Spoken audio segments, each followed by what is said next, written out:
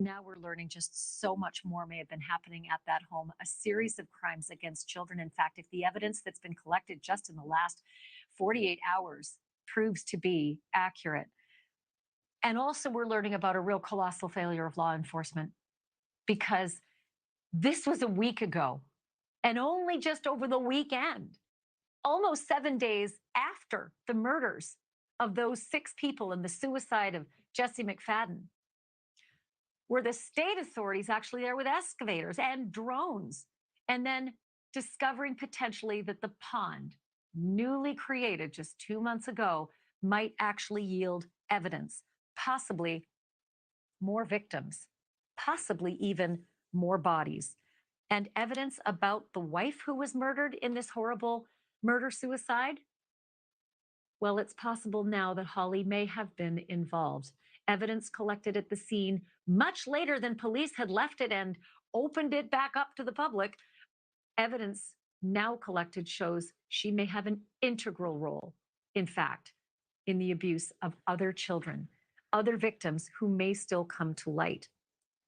We have exclusive videos that were shot by a family member and turned over to us on the Banfield team that we're going to show you tonight of some of the evidence that was collected and some of the activity on the ranch yesterday and today. The Oklahoma State investigators coming out and looking into containers on the property, RVs on the property. We'll have to apologize for the grainy nature of this video, but this was shot almost hurriedly as the Oklahoma investigators showed up back on the scene with their mobile analysis unit. Medical examiner also appearing on the scene today and spending hours upon hours at that scene. A medical examiner not typically called out to a scene unless there are bodies. Still no announcement from the authorities if in fact they have found more bodies. But the drones flew overhead. Who knows if they had heat seeking? Evidence was processed out of a car. As you can see, the evidence envelopes at this point. Better late than never, I guess. But really, 7, 8 days later, there's the drone. You can just see it flying. They had taken a couple of drones. They brought out all of this heavy equipment, excavators, earth movers, potentially to dig on that property for more bodies. Here are some of the things I can tell you that family members were able to find. And this is after Friday, after they'd been able to actually go through the house the first time. Bloody toddler clothing that was found beneath the floorboards.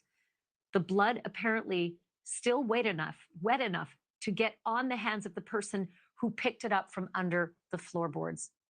A 4-inch stack of Polaroids. 4-inch stack of Polaroids of children. VHS tape showing possible abuse. A ledger containing the names of children and birth dates. A long piece of lumber that had multiple chains and padlocks attached to it and spaced along the piece of lumber. Multiple phones, 5 of them, in fact, stacked, apparently all Holly's former phones. This piece of lumber, by the way, I should just point out the person who's holding it. That's not a police officer. No, this is evidence of potential sexual crimes in the hands of family members because they found it, not the police. The police didn't bag that up as evidence. The family members had it and photographed it. And just beneath, if we can drop our banner on that photograph, just quickly drop the banner, you can count 1, 2, 3 padlocks on those chains on that board. As far as the phones, yes, Holly's former 5 phones, but also 3 other phones. We don't know who owns them, but one additional phone on top of those 3 looked like a child's phone because it had a Panda wallet that was attached to the back, the kind of Panda wallet that a child might actually have on the back of his or her phone, probably her phone. That was also discovered at the scene. Thank you for watching.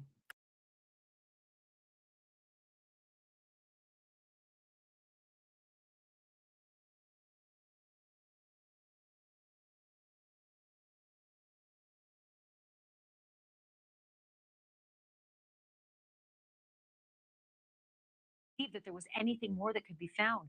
But how is it that you and your family were able to get back into that home and discover yet even more evidence? On Friday, the landlord, as we were planning the funeral, notified us that we had 3 days to get on the property or everything was going to go in a dumpster this Monday. We stopped the funeral, and myself, Holly's godmother, and her godmother's daughter, just the three of us, went to the house.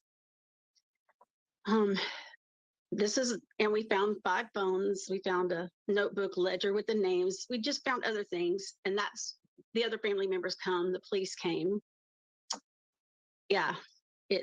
We found a lot of horrifying things, but Can you explain, Lynn, a little bit more about the ledger? Whose handwriting was it and what was in the ledger? just names and ages, like numbers. I didn't recognize, but I knew it was something important. Um, we did turn over the police. The most probably disturbing evidence I found that day is I pulled the dresser out, and behind it was a towel with duct tape all around it, and I pulled it, and it was restraints, Velcro restraints, unlike the other restraints, which was laying all through the house. This one was taped to the back of the dresser. I asked the deputy that was on the scene if he wanted it. He said, "This is not an active crime scene. It's solved. If you don't want it, put it in the dumpster." And I This is what begged him to. this is what the deputy told to you over the weekend. You found additional restraints that very well could have had DNA of potentially I other begged, victims on it. Say I again? begged him, please take this. I said, please take this. It's not like the chains. They weren't laid out. They were taped behind a dresser. He said, the victims are dead. The perpetrator's dead. If you don't want them, ma'am, put them in the dumpster. I said, why would What I did you end want up them? doing with them? I put them in a garbage bag. On that day, we thought what we would do is hire a private investigator. I hid him in the house and we left. In fact, I had told by the police I had to leave or he was going to arrest me. When I asked for what, he said, we're not leaving. I was like, I have permission to be here, but we left and we returned the next day and nothing, nothing could prepare anyone for what we had to find.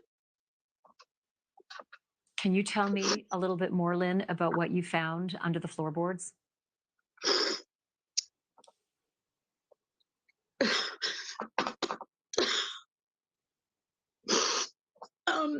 The first set of clothes wasn't in the floorboards.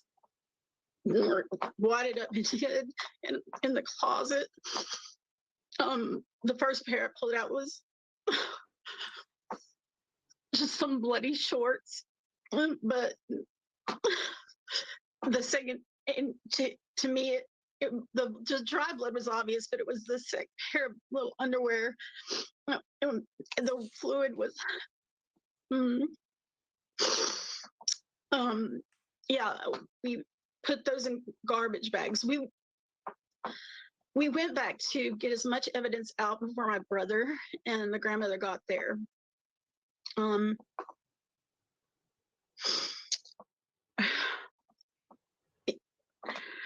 the OSBI got there, I gave my interview and I said, no one should have to see what I see. No one had to collect what I had to. I'm not a crime scene investigator. I'm not a police officer. I should not have had to see those things. I'm not sleeping. I'm not eating. OSCI was amazing, but that's just, there was just a lot of stuff that in time I really want to sit down and talk to someone about. I need to be sensitive to the victims, my own family members. Some don't even know. I stepped on a hypodermic needle.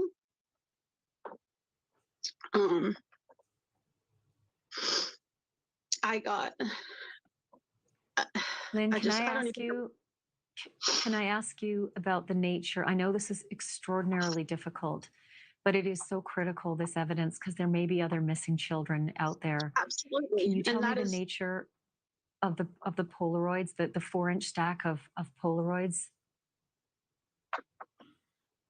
There was a lot of pictures, not just Polaroids. I found probably 4 binders. They're about this thick. I started opening them up. The first thing was Jesse McFadden's psychological evaluation. Um, oh, I'm just trying to be so sensitive. I don't even know if I can publicly say some of the things that it can be on TV. Um, oh, I don't know how to say it. Were the pictures of children, and were they sexual in nature? I don't want to talk about it. Okay, I understand. I I Were promise. you able to When turn that? Were you able to turn I those turned it, photographs over to the police? I turned everything I found. I turned over correspondence with other inmates. I turned everything over that I could find. Thank you for watching. Go to newsnationnow.com to find News Nation on your television provider. And don't forget to click the red subscribe button below to get more of News Nation's fact driven, unbiased